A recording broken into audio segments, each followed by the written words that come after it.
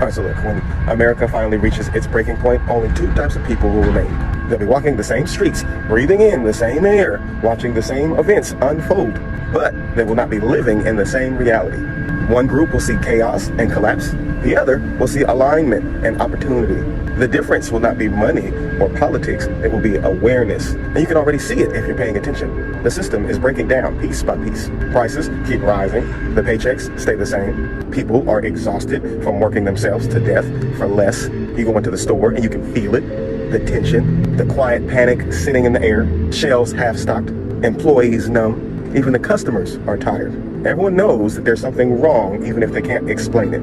Every headline, every protest, every outage, every scandal is another fracture in this foundation. And anyone who can read patterns can see this pretty clearly. America has finally reached its breaking point. The illusion is cracking, and the illusion underneath is starting to show.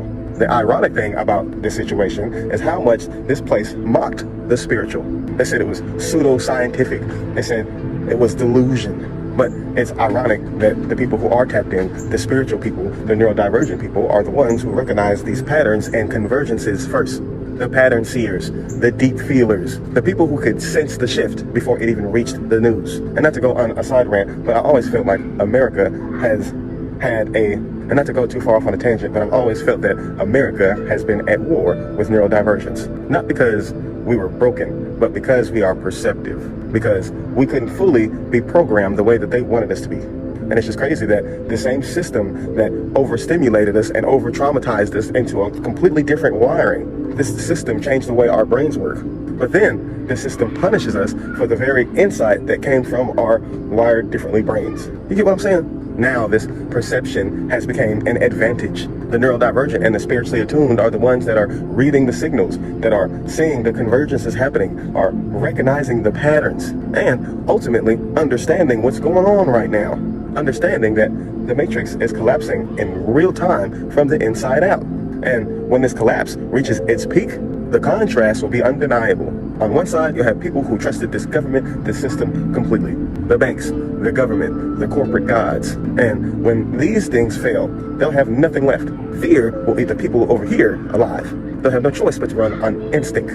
They'll be desperate for direction. And then, on the other side, you'll have another group of people who've already made peace with the collapse. This group of people have realized long ago that reality starts in the mind. These people over here practice stillness and the noise. These people over here practice building peace when there was chaos. And when this world goes dark, the people over here will still have light. You see, those people who are aligned will look supernatural.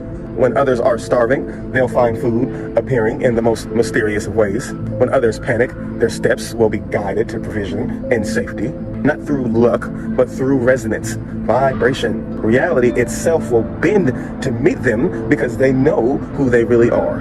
The dreamer and the dream. And when you align with the infinite self, then matter, this material world, conforms to you. Matter responds. Coincidences start to line up.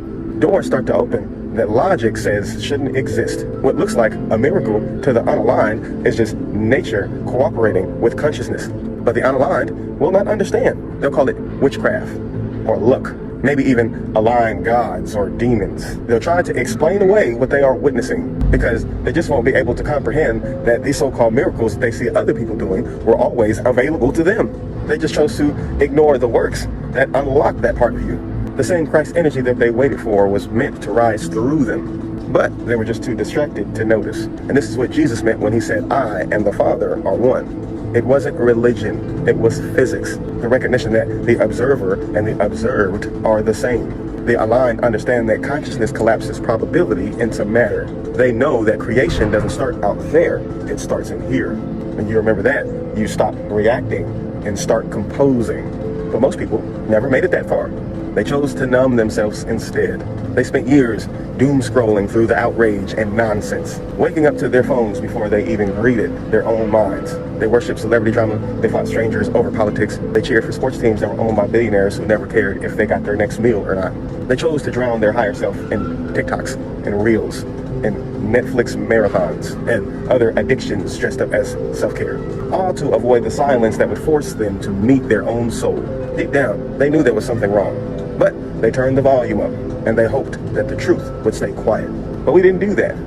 People like me, we sat with our pain. We faced the darkness instead of running from it. We learned to breathe through the noise, to find God in the stillness, to see that source has never left. And that's what it means to fill your lamp up with oil. You prepare yourself for the long night so that when the lights go out, you can still see. We are the stones that the builder refused, and we will be the head cornerstone. Every hardship was a lesson in alchemy. Every rejection was training. Every time we chose awareness over distraction, we refined our frequency. That's the Christ consciousness, not worship, but remembrance. The same divine intelligence that moves through Jesus moves through us. So when this empire collapses, and it will, the aligned will move through it untouched.